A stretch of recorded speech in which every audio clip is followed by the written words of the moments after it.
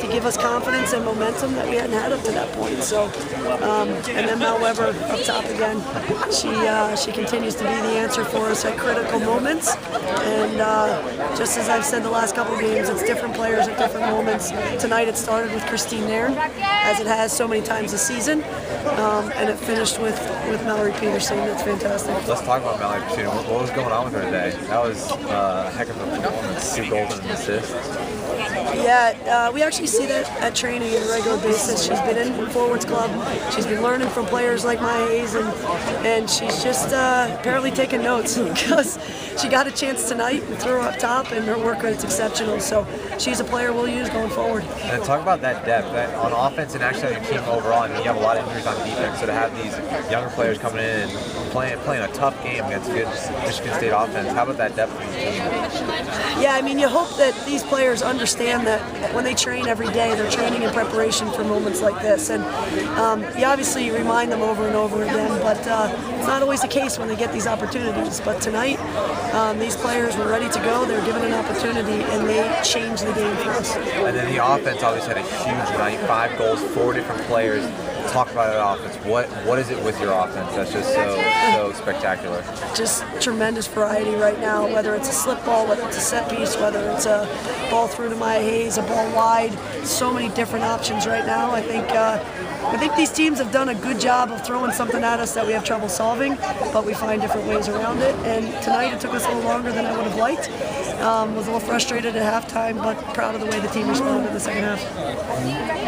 And then just going into Michigan on Sunday, playing against a little bit of a tougher defense, how can you kind of maintain this and score the way you did tonight against a team like that? Great question. Obviously watched them play Ohio State last night. I think they have 11 shutouts so far this season. We're going to have to be clever. They have a good goalkeeper. They have a very good player in their back line that leads their back line. The key to Sunday is going to be for us to keep the ball better than we did tonight. I don't know whether it was the slick conditions or the nerves or the magnitude of these matches, but whatever it was put us off a little bit. I think they turned around in the second half, and hopefully they can ride that wave until Sunday. And then what's going to be the key on defense against Michigan? Well, Kem Ezerike is one of the best players in the country, and fortunately we play against Tani Costa every day, and they have similar qualities.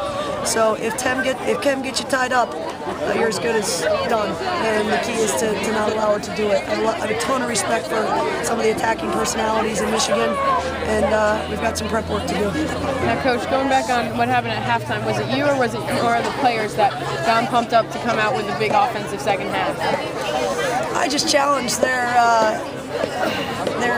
they talk a lot about being blue collar, and I challenged their blue collar attitude because it's one thing to talk about it, but obviously that doesn't do a whole lot for you. So I challenged them, and some of them weren't too happy about it, but if that's going to be the response, then unfortunately they're going to get challenged more often. And how about Brie Garcia making her first year? Fantastic.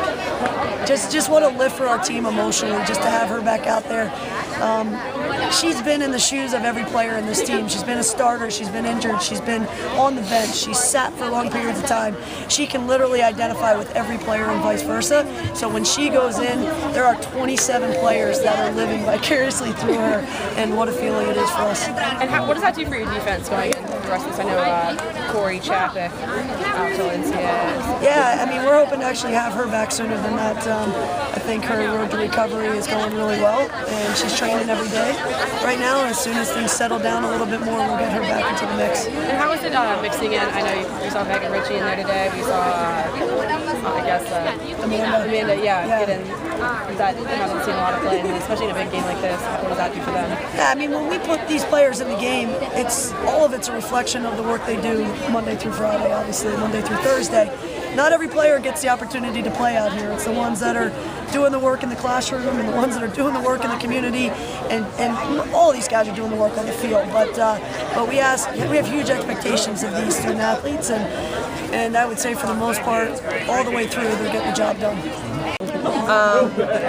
Get the minutes they would like to get coming in as freshmen, but whether it's Mallory Peterson, Mallory Weber, Rocky, and anybody like that, they're coming in and they're putting their mark on the game. I mean, they're playing like juniors, and they're still in, I think they're like, 15th game as a freshman, so it's awesome, making this team the number 4 team in the country right now. Excited. That was so much fun. Time being out there. What was going through you tonight? I mean, 2 goals and assists, your first goal of the season. What was going on? I think I really just stopped thinking, to tell the truth. I just got into the momentum of the play, connected with my teammates well, and they really deserve most of the credit. They set me up perfectly. I couldn't ask for any better ball, so I was really just in the moment and trying to enjoy it. And then talk about that first goal. The ball kind of came in there, and you had a defender on your back, and you kind of fought through her, put the ball in the net. What was going through your head there? Well, I saw the ball coming across, and I could tell there was some miscommunication between the goal and the defender because the goalie wasn't coming out, the defender wasn't really going to. So I saw the gap, and I just slipped through it and tried to get my head on it, and it worked out in my favor. And then what was going through your head after? I can't believe that just happened. I was so excited. I want to do it again. So it's definitely just excitement. And then talk about the performance of this offense in general. 5 goals, 4 different players. How big is that?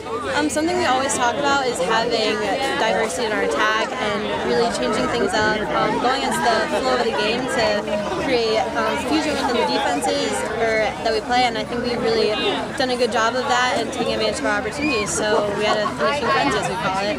You said all season that we're waiting to see something from you and that it'll come. How does it feel to see your hard work pay off? It's really the best feeling in the world when you've worked for something and it finally comes to fruition. So definitely proud of myself, but also proud of my teammates. I mean, the 2 players who assisted me came off the bench too, and they played phenomenally. So I think it was all a team effort. And I just talked to Mal Weber about scoring your first goal on Jeffrey Field. What does that mean for you? And how does that?